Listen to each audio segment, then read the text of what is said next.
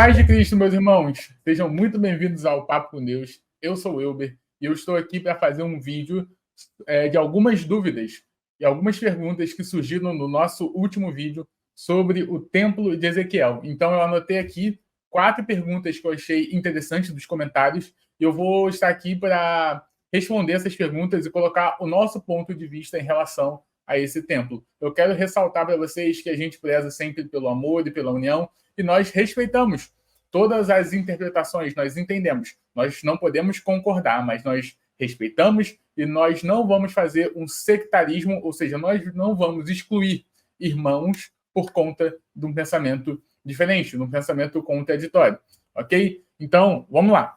A primeira pergunta que surgiu e que eu vejo que teve em bastante comentários é sobre os detalhes do texto, né? Então, o principal argumento é Ezequiel, de 40 ao 48, vai falar de um templo, e esse templo tem muitos detalhes, tem muitos compartimentos, o sacerdote soa, o sacerdote usa tiara, você ali tem muitos quartos e tudo mais. Então, por conta disso, o texto ele tem que ser literal. E isso não é verdade, tá? Isso é uma percepção moderna do texto, ok? Como assim? Você está pegando um conceito moderno, que é o quê? Se tem muitos detalhes, tem que ser literal. Isso é o conceito do nosso tempo. Mas quando nós vamos para o contexto da passagem, para o momento histórico da passagem, o que acontece? O fato de ter muitos detalhes não significa que a passagem vai ser literal ou simbólica. O fato de detalhar muitas coisas não te dá um pressuposto para você afirmar que a passagem é simbólica ou literal. Então, como é que eu sei que a passagem é simbólica, é um simbolismo ou é uma coisa literal? Pelo gênero literário dela. O gênero de Ezequiel 40 ao 48 é uma perícope importante onde vai ter um tipo de literatura específica que usa símbolos nela, chamado de apocalíptica, ok? Então, o gênero literário dessa passagem de Ezequiel é um gênero que é simbólico, ou seja, os antigos entendiam como sendo simbólico, ok? Então, não é uma narrativa como, por exemplo, Atos, que é um livro histórico que conta uma narrativa.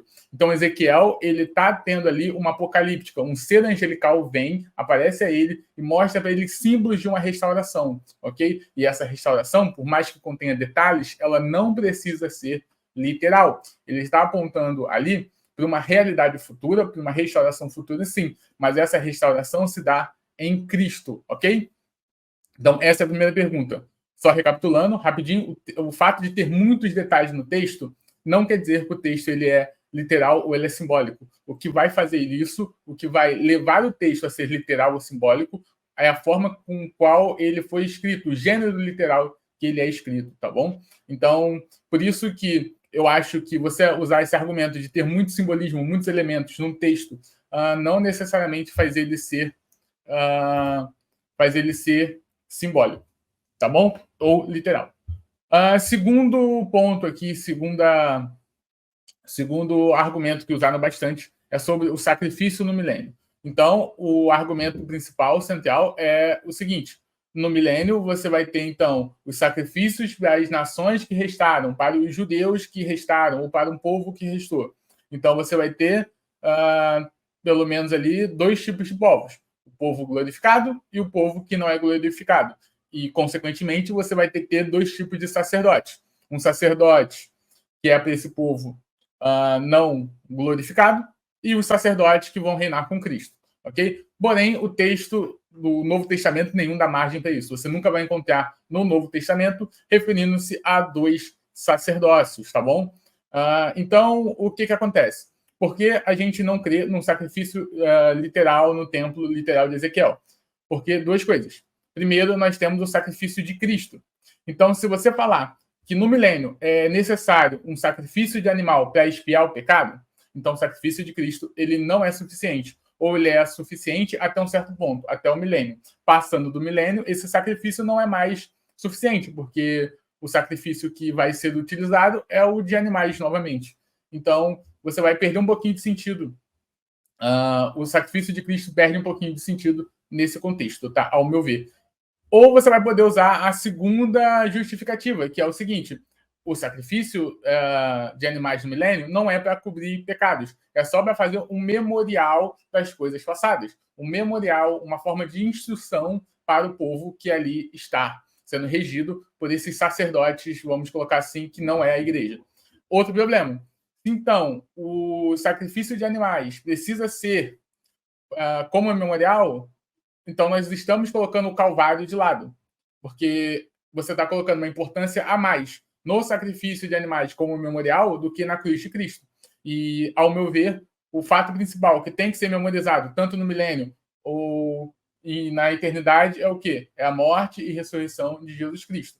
Então, eu acho que tem esses dois tipos de problemas. Se for para sacrifício, você está colocando o sacrifício de Cristo até o milênio, depois disso é necessário que volte animais de novo.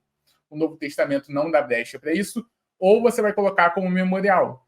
De novo, você colocando como memorial, você está meio que deixando o Calvário irrelevante, porque o memorial vai ser os animais sendo abatidos, não a cruz e a ressurreição de Cristo. Ok? O terceiro ponto aqui são 2 templos no período milenar. Então, geralmente, as pessoas colocaram aqui nos comentários, no último vídeo, se você não assistiu o último vídeo, assista lá, por favor. Você vai ter comentários, você vai ter alguns comentários falando de 2 templos. Um templo que é a Nova Jerusalém, a igreja, e outro templo que é literal. Então, eu não consigo enxergar isso, porque se você muda o sacerdócio, você vai mudar a lei. Então, como que vai ter 2 sacerdócios atuando ao mesmo tempo? Qual sacerdócio é válido, tá? E sendo que esses sacerdócios, eles se contradizem nas suas práticas. Enquanto um não aceita sacrifício de animais para expiação ou para memorial, do que quer que seja, um outro vai aceitar. Então, vai haver uma contradição dos sacerdócios.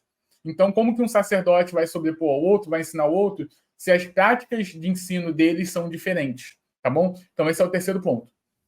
E a terceira pergunta que eu estou explicando aqui para vocês. E a quarta pergunta é sobre os pais da igreja, tá? Ali, Tertuliano, Irineu, Justino e por aí vai. Eles acreditavam no milênio literal? Sim. Todos os pais da igreja acreditavam no milênio literal? Não. Porque quem são os pais da igreja? Pais da igreja, ou patrística, é um movimento, tá? Teológico, vamos colocar assim, de bispos que foram do século II depois de Cristo até o século VII depois de Cristo. Então, você pegar um recorte de todo esse movimento e desprezar outra parte do movimento, no meu ver, é um pouco errado, tá? Você vai estar fazendo ali uma certa interpretação infantil. Você está pegando o que te agrada e excluindo o resto. Então, você vai usar até um espantalho na argumentação, que é o quê? Só os pais da igreja que prestam, aqui os que acreditam da forma que eu creio. Os que não acreditam não prestam porque eles estão contaminados com a igreja católica. Isso eu vejo errado, porque todos esses bispos, eles são católicos, tá? Quando você vai falar com um católico que estuda apologética católica, ele vai citar todos esses bispos, Irineu, Justino, Tertuliano, Clemente de Roma e por aí vai. Ok? E uma outra coisa, dentro da escatologia, tipo de Justino, de Irineu, de Eusébio, de Agostinho, você vai ter contradições escatológicas. Ou seja, um vai defender uma coisa, outro vai defender outra coisa. Até quem defende o milênio literal, como, por exemplo, Irineu e Justino, você vai ter ali uma certa divergência em alguns pontos dentro do milênio. Então, qual é o que está certo? Justino? Irineu? Então, se eu aceito um, eu tenho que desprezar o outro? Não necessariamente, tá bom? Então, como eu falei aqui, nós do Papo com Deus respeitamos plenamente o ponto de vista de vocês, a convicção de vocês, e a gente está colocando aqui o nosso ponto de vista, tá? Como a gente crê nesse templo de Ezequiel, ok? E o fato de haver contradições ou haver discordâncias e divergências não quer dizer que a gente não é unido no que é principal, no que é fundamental, que é na cruz de Cristo. A gente crê em um só Senhor, em um só Espírito Santo, no Jesus Cristo que ressuscitou para nos remir dos nossos pecados, ok? Então, foi essas 4 perguntas que eu separei. Eu espero que tenha ficado claro. Escreva aqui no comentário o que vocês acham disso, tá bom? Se inscreva no canal, isso ajuda bastante. Deixa seu like e até o próximo Papo com Deus.